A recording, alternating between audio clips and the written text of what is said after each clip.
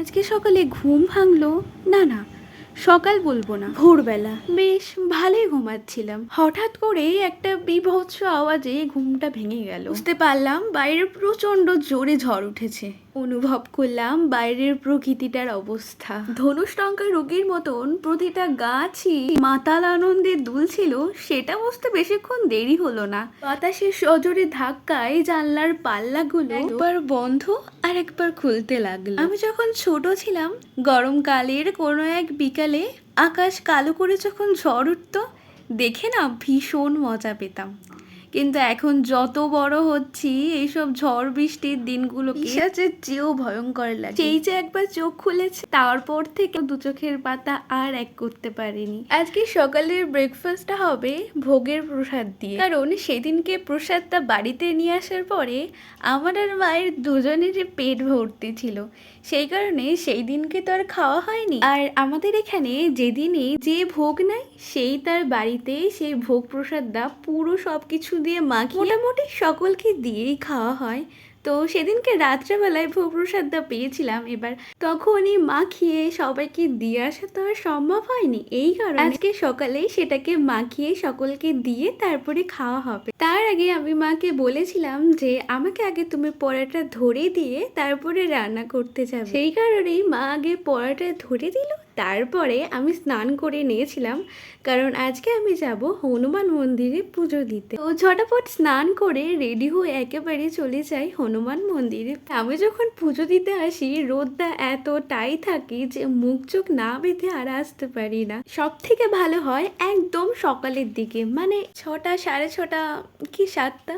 কিন্তু আগে এটা আমার কাছে সকাল থাকলেও এখন এই টাইমটা বলতে আমি বুঝি আমার ভোরবেলা। আর সব লোক তো আর ভোরবেলা ঘুম থেকে ওঠে না। যাই হোক, মজা করলাম এই আর কি। তোমরা তো সকলেই জানো এক্সামটা শেষ হয়ে যাওয়ার পর থেকে আমি ভীষণ পর্যায়ে কুঁড়ে হয়ে গেছি।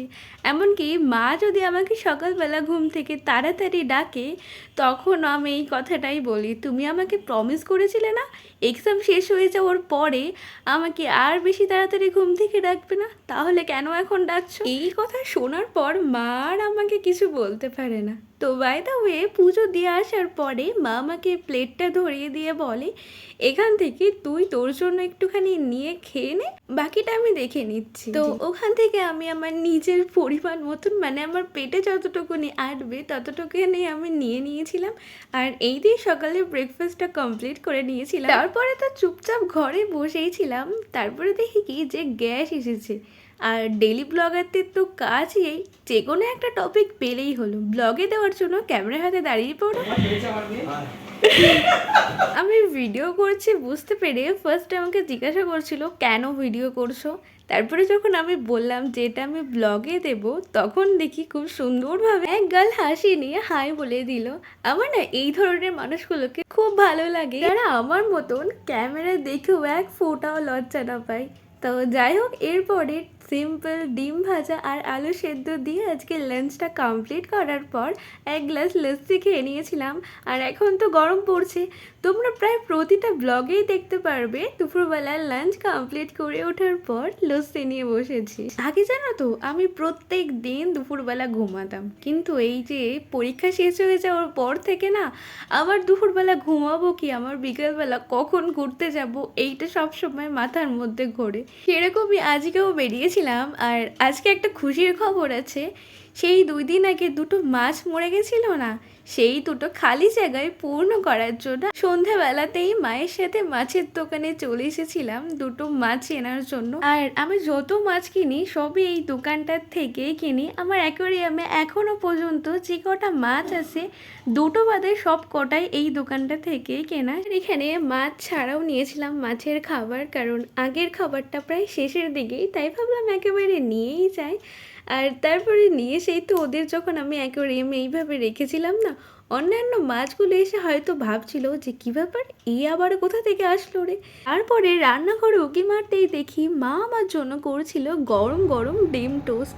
তো ডিম টোস্ট খেতে তো আমার দারুণ লাগে, তো এই ডিম টোস্টটা আমি আর মা মিলেই শেষ করে ফেলেছিলাম। আর ওকে এইভাবে জলের মধ্যে আমাদের রাখতে বলেছিল 10 মিনিট, সেখানে 15 মিনিট কভার হয়ে গেছিলো। তো তাই জন্য আমার তো এইগুলোকে ধরতে ভীষণই ভয় লাগে, এইসব কাজ আমার মাই করে। এই কারণে আমি মাকে বললাম যে তুমি ওদের জলে একটু ছেড়ে দাও। পরে বাবা বাড়িতে চলে আসে আর আমরা 3জন মিলে বসে পড়ি ডিনার করতে। আজকে ডিনারে ছিল মাছ, ভাত আর চপ।